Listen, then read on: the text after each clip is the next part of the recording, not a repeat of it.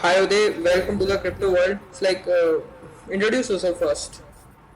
Thank you for having me. I'd like to give a small introduction about myself. I am a programmer. Basically, I have worked with blockchain technologies from last 5 years, and from last 1 years, I have actually worked mostly with NFT technologies and NFT artists and things like that. And currently, I have my own startup in NFT in India called Unique.in, Okay, and yeah, currently we are building that. okay, that's great. That's it. Like NFT is a very new subject, and there are a lot of confusion about what are NFTs. Actually, people sometimes confuse it with coins, and but actually they are different. People generally don't understand. That's why you are here, and I have invited you. How do you define NFT? So NFTs are actually crypto token also, similar to Bitcoin or any other token. But the difference between an NFT or any other crypto token is they are non-fungible, like their name, non-fungible token. For example, if I sent you 100 Bitcoin, you can send another person 50 of them, and you can send back me 50 of them. Now I can send that 50 Bitcoins in, let's say, 20 and 30, divide it by 20 and 30, and you can further divide it to one Satoshi. So that's the, you can say, the non-fungible token of Bitcoin is one Satoshi. But there also the trick here is that one Satoshi, I cannot track it. If I give you 10 satoshis and you decide to give 10 satoshis to different people, now I don't know if you have which person you gave the one satoshi I sent to you. So here the this is called a fungible token, where there you can further divide it and you cannot trace a single token. With NFTs the thing is very different. In each NFT is actually its unique token, and you cannot divide it, you cannot double it down or anything like that. That's one unique token.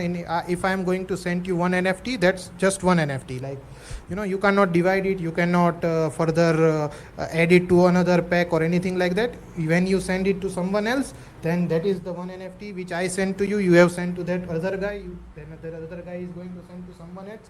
So that entire chain is traceable, and you can easily figure out where the origin is of that token.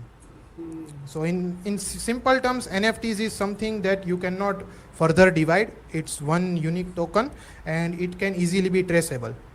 Mm, yeah, that's really good. But the concept is very unique and it's actually very fascinating, I think. If someone is an artist and they know about like graphic designing or any other in digital creation and they want to create their own NFT, then what is the whole process from the starting of the creation and to the proper launching? So if you are a digital artist and you want to create your own NFT tokens, so first thing you have to understand is that what is NFT, because like I just gave you a plain explanation, but for in terms of artist, so the NFT will be kind of like you can say proof of ownership for them. So if, let's say, I have created one digital art, let's say it's some illustrator drawing.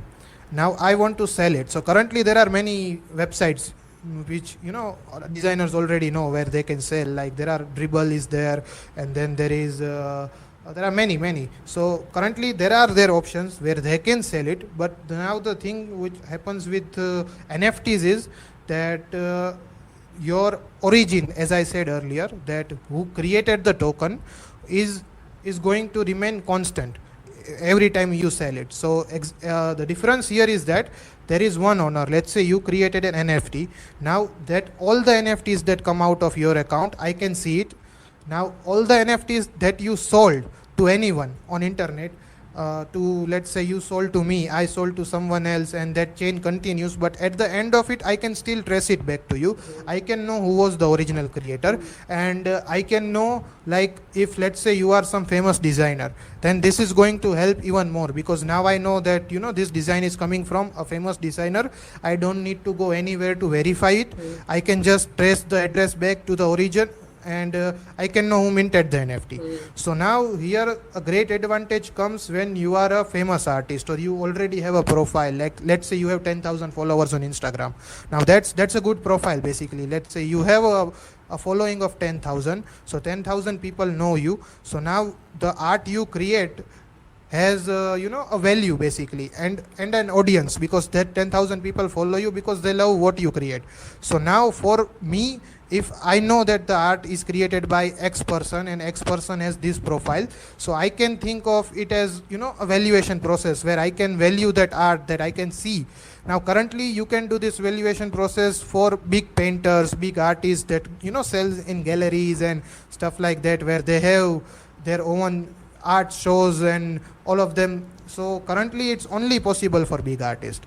So now the problem is, if you are a new painter, if you are a new artist, to create this kind of profile and this kind of trust for a buyer, it's very hard. And other thing comes from buyer side. Let's say you and me, like I don't have any art background, right? So if I want to buy something, I don't know how to judge it, I don't know how to, like, what valuation I should pay for it, like what can I get back.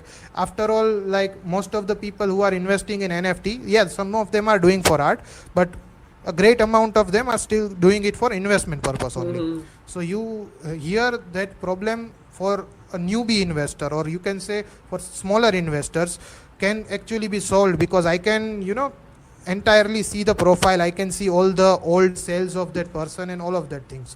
So now if you are an artist, so let's say you have no follower, let's get to that case, like you are a very new artist, only your friends follow you, nobody else follow you, but I found you, I thought your art is actually great, right? Now what I see here is that if I find that your art is actually great and there are many people who will love to buy your art, so I can actually invest in your art early, so I can get it at cheaper price, and it's kind of an investment basically. And I am hoping that you are going to become famous, or at least get 10-20,000 followers and 500 buyers for your art. So if I bought your art currently at 1,000 rupees, in future I might sell it at 20,000 basically, one of your earlier arts, let's say. So for me as an investor, that is what I am looking for. Now you as a new artist, let's put it that way, or you, even if you are famous artist, then there is no problem, because you have a profile to show. You can just create your NFT and show your profile, and you are done. You can already see like how the Twitter CEO Jack Dorsey sold his tweet just because of his profile. So your profile actually matters a lot in NFT world.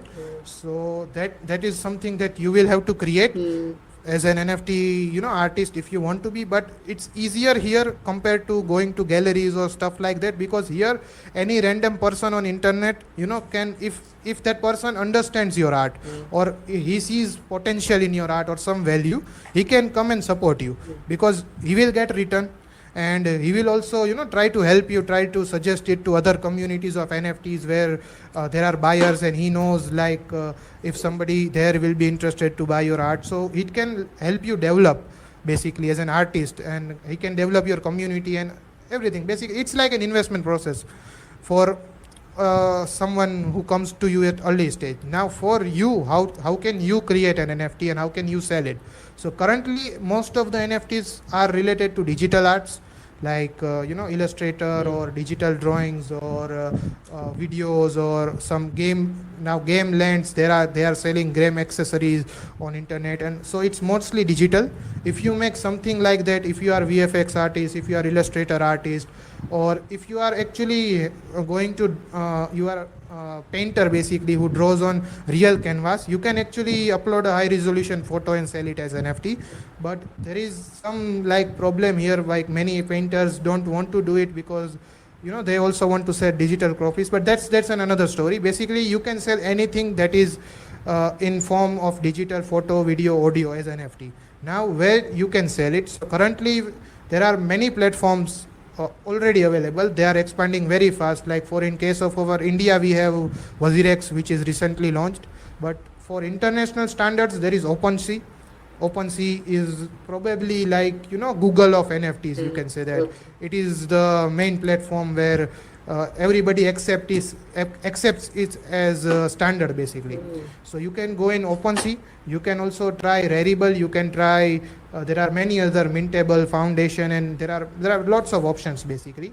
So what you can do is, first of all, for example, OpenSea uses Ethereum for minting purpose and all the other purposes. So you will need to get Ethereum. If you go to Rarible, they use Rari. they also use Ethereum, but they also give you option in Rari. WazirX, I think they 100% are using their own token, WazirX token. So now you will have to get that token. Whichever platform you go to, you will have to get their platform specific token Okay. from market basically. Let's say if you are in India, the best place you can buy is WazirX All right. or Kuber or any other exchange you are already part of. All right. Then you will have to basically register into that platform. So OpenSea is open for all. You can literally go there and make your and Rarible also, they are both open for everyone. They have no screening process or something like that. WazirX, I think they have currently a screening process in place. All In right. future it might go away. And Foundation is invite only, so there you have to go through a very tough screening process. So for artist without profile, the best place for you would be OpenSea or something like that. And there you will have to get Ethereum. Let's take OpenSea as an example. Then you will have to buy Ethereum from somewhere or get it as gift from somewhere, or anyway you have to get Ethereum basically. And then you will also need to have MetaMask. Now this is a very important part here. There are many other options to do it, but MetaMask is the best option and the easiest one because it requires very less tech knowledge.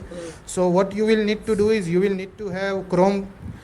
It also works in Mozilla, but with some Mozilla updates I have seen that MetaMask basically breaks, and it's hard to recover unless you know what you are doing. So I would not recommend you to use MetaMask with Mozilla. You can definitely use it with Chrome. It's probably the safest I have found. And you will need MetaMask extension for it, not the MetaMask wallet. There are two different things. You will need MetaMask extension for Chrome. And first thing you will need to do is backup. You will need to back up your key because it's browser based thing, so it can crash anytime, or your hard disk can crash or something. So basically back up your MetaMask key somewhere safe in pen drive, or write it down or anything like that, and then get ETH in your MetaMask wallet.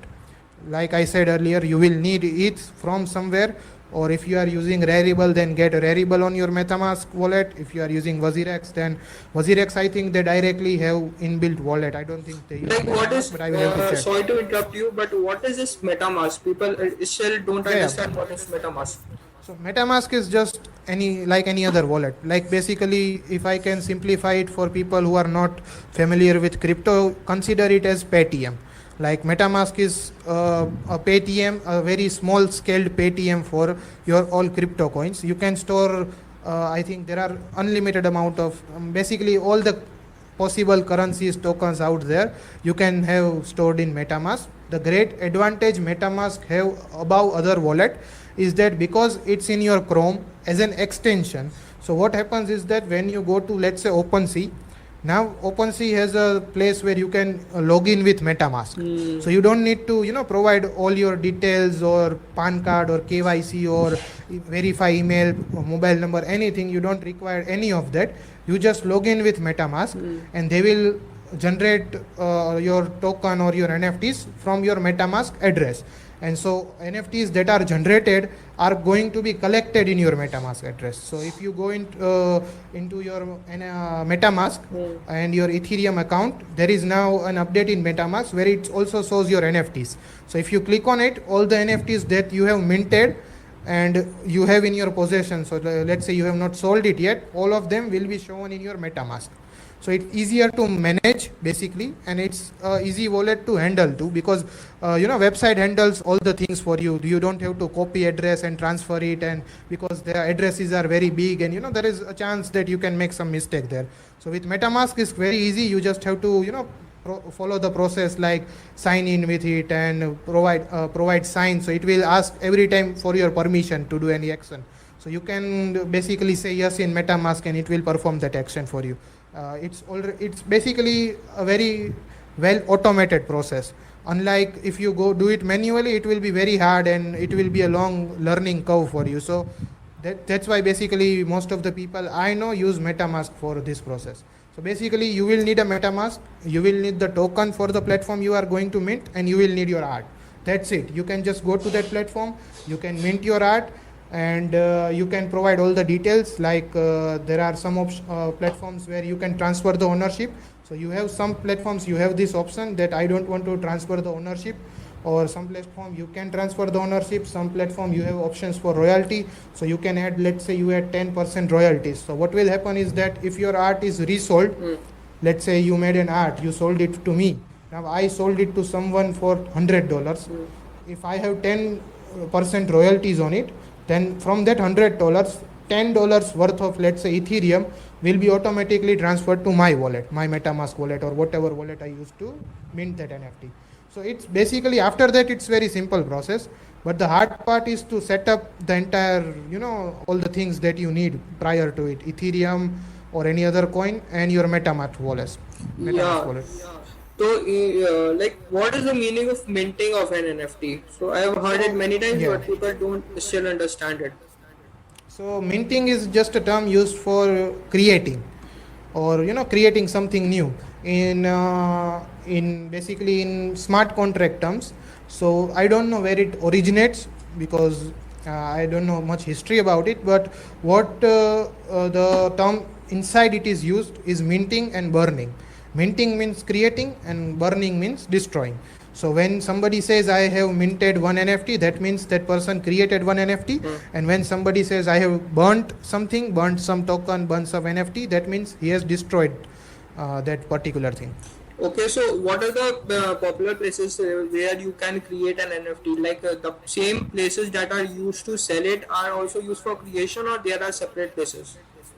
So basically all the places where you can sell, or you can say marketplace for NFTs, there you can actually create NFTs, and I will recommend to create NFTs on the platform where you are going to sell. There are many platforms which allow NFTs from other platform to be sold, but then the problem here is the interchangeability or the interoperability between the platforms, because sometimes basically you have to understand where your NFTs are stored. So let's say, let's take example of OpenSea. So OpenSea will store your NFT in their own contract. They will allow access to other people, but they will store it in their own contract. And so the NFT you create on OpenSea is going to be formatted the way OpenSea wants it. So now when you take it to, let's say, some other platform, if let's say currently Rarible allows OpenSea NFTs to be sold on their platform, but there are many other platforms which do not accept OpenSea, or which cannot read OpenSea's data, because they are also restricted to some only platforms. So basically you have to create NFT where you have to sell it. So if you are going to sell it on Rarible, create on Rarible. If you are going to sell it on some other platform, create there, because then that NFT will be stored in their contract, and then they can easily run scan on it, search it, transfer it, and there will be no bugs there. So, in the most simple terms, like what I have understood, that you have to make a MetaMask like wallet, and wherever you want to create an NFT, create it there and connect it to a MetaMask wallet. And if you have to have the token of that particular chain on your MetaMask wallet. So in this way you can connect it, and further you want to, if you want to sell it, then you can sell it also. Like how some websites you go where you have sign in with Google option, right? So similar to that, in all of these NFT websites, you have sign in with MetaMask option. So now I think it gives more better idea how it works. Alright, the selling of an NFT can be done from the MetaMask wallet itself, or on, so we have to go on that particular platform. Yeah, so MetaMask is just wallet. It just holds your token. It can transfer it. So if I want to transfer my NFT to your account, I can do it via MetaMask, but it cannot basically create sale or auctions that currently go on in these websites. So for that, you have to basically you have to link your token to that website. You don't have to send your token to OpenSea. OpenSea will just read your wallet. If you have NFTs in your wallet, they will just link it to their website, and anybody basically can look around or basically view your token and buy it via OpenSea. So you will definitely need a platform. Alright. It is a good thing, I think. So it is very fascinating and a good thing if it is used in the day-to-day life. So it will be a good thing. Like, how do you select the best marketplace? To which, like, what are the main characteristics the seller should choose? Like the main So things you should keep in mind that yes, I'll be better profitable here or there. So it depends on where you stand as artist, because if you are a popular artist, if you have some some profile of yourself, then definitely go for Rarible or OpenSea. It will cost you a bit of money in for minting, because both of them use Ethereum, and I think Rarible also use their own token. So I don't know if it's cheaper or expensive there, but if it's on Ethereum chain, it's going to cost you money around, you can say, $100. So you can take that expense if you already have a profile, because on OpenSea it is going to go on Ethereum mainnet, and so it's actually more valuable on Ethereum than any other platform. So for any artist who already has a profile, I will recommend them to go to these two platforms. You can also go to Foundation, which has a screening process, so you have to go through it, and if you get selected there, they will publish your NFTs and they will do marketing for you. But if you are someone new or someone amateur who are still going in this field, who don't have currently that big profile, I will recommend you go to the new exchanges, because what happens is that if you actually have a good art, what all these new exchanges are doing is that they will promote it for you. So currently you can see WazirX, it's doing all the promotion on Twitter, Facebook, and they are doing clubhouse rooms for their new artists. So they are trying to promote their artists, trying to create a brand around them, so that NFTs that are created by them on WazirX platform get sold. So this is a good thing. If you are a good artist, if you create some amazing art, this new platform will be eager to have you. And if you are just doing it for fun and you just want to play around, then I would recommend you to, if you have budget, then definitely go for Ethereum mainnets like Rarible and OpenSea. But if you just want to try out, there is a wonderful platform called Mintable. Now Mintable actually has a free minting process, so you can, if you want to just experiment or do something there, you can go to Mintable, and you can have your that MetaMask wallet connected to Mintable, and you can mint as many number of NFTs as you want.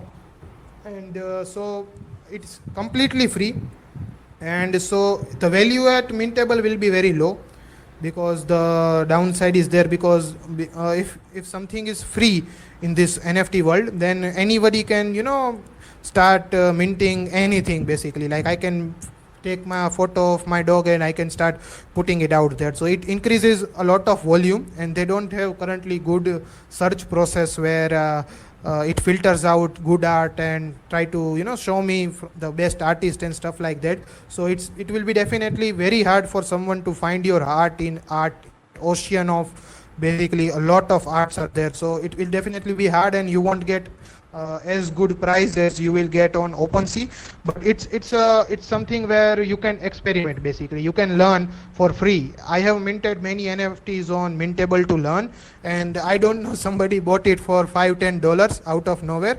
Like I was also not expecting somebody will buy this. So you don't know, like it may also get sold. So it's a good thing, a good place to learn basically if you want to learn. Good one, good one. It was really great. It was very interesting talking to you. And one more thing, like you are talking again and again about WazirX. So like I am also planning a podcast with one of the personnel from WazirX. So I think you must you must look at it in the future. So it will come out after some days if if it goes well. So like, and we on Clubhouse we had a talk about how we can use NFTs for the buildings and infrastructure use cases about infrastructures. Like what you can think about that? What are the great things, and it will benefit that industry also. So you have to understand that NFTs are just proof of ownership. Yeah, currently there is a thing called IPFS, if you have heard about it, Interplanetary File System, Okay. where all your files are stored on blockchain. But the problem here is that as they are stored on blockchain and they are stored on each node, it will be very difficult to store this big amount of data by somebody who is mining. So currently I don't know how far they will go. It's a start, but I don't know how far they will go. So currently most of the NFTs are stored somewhere in server. let's say OpenSea, they are storing it in Google Cloud. So whatever your NFT is just pointing out to that Google Cloud link, and whatever that is in that Google Cloud link, you own that. So it can be, a painting, a video, your podcast. Like you can literally upload this podcast as an NFT on that link, and somebody can buy it basically, and they will have the rights and ownership of it if you decide to transfer it. So now you can see how NFTs, they work as proof of ownership. So now the future of NFTs is more about, the concept of ownership, the concept of rights, than about just arts. It started with arts, but now it's expanding into other horizons. So I was talking to some of the writers who writes for, OTT platforms in India, and they were also fascinated by this entire concept. So currently, if you know the movie production, they are produced by, let's say some big producers that we have in Bollywood. And so what they do is, this artist or these people who all work on this movie, they get a fixed pay for what they do. But in Hollywood, you can, if you have heard about it, they also get royalties. So for years and years, the movies they have worked in, if they are earning money, they are going to get, something out of it, which is not a thing in Bollywood currently. So what they are trying to do is, they are trying to create a NFT movie production idea, basically some concept where let's say somebody has a script, and there is a director, there is a team ready for that movie. They can issue, let's say, 1 lakh NFT, 100,000 NFTs, and each NFT can be, let's say, 10 rupees, 100 rupees, let's say. That's 1 CR. In 1 CR, they can make a, indie small movie out of it, and they will give everyone royalties who own that token. Similar way, you can do it with real estate. Like if you are having a house, and if you, let's take an example of, I want to start a McDonald's in a, let's say, tier 3 city. It will cost you around 25 lakhs to, get everything set up, basically, to get a place, rent it, furniture, everything. So now if I don't want to take that risk, I can create a business venture. I can issue NFTs as a share. Now here you can also issue token. Okay, you can, definitely issue, let's say you can create my own token, my company's token, and I can issue it, and it will work as same. But with NFT, the advantage I will get is that each one will be trackable. So in case like movie, where you want to give different percentage to writer, different percentage to actor, different percentage to director, and you also want to know where this NFT is coming from. So let's say if director is, let's say the actor in the movie is Vicky Kaushal now, and if he is selling that NFT is going to be worth more than a cameraman selling NFT, right? Definitely. So you can't figure out that in tokens currently, but that can be figured out in NFTs, that where the origin of that NFT is coming from, or who was the earlier owner of this. So there are these things where because I can know who, the owners were previously, that token's value is impacted, because I can know like whose hand the token has, circulated around and came to me. So even in real estate, that can be a good thing, because if you have 3 people and you want to give different rights to them, this can, you can pre-program this in your smart contract and in your NFTs, and you can use it that way. And you can also stop people from, let's say if you have a house, or if you have something, a business where you don't want people below a certain investment point to enter. So if you want somebody to only purchase 1% of it, and you don't want anyone to, purchase 0.01% of that business. In that way, NFTs can be very helpful. They are also coming in events. So basically, if you want a event pass, you can generate it as NFTs, because they are unique tokens, and you can trace it back to your events and stuff like that. So you can see it's actually coming to more things than just limited to digital arts. Yeah. So thank you there for being with me and giving your time. And I'm glad that we did this podcast. And I think the NFT's future is really great. And like there's a lot of creativity in India also. So I think it will do good in India also. Let's see what will be the future. Thank you. Thank you, man. Thank you for having me. It was an honor.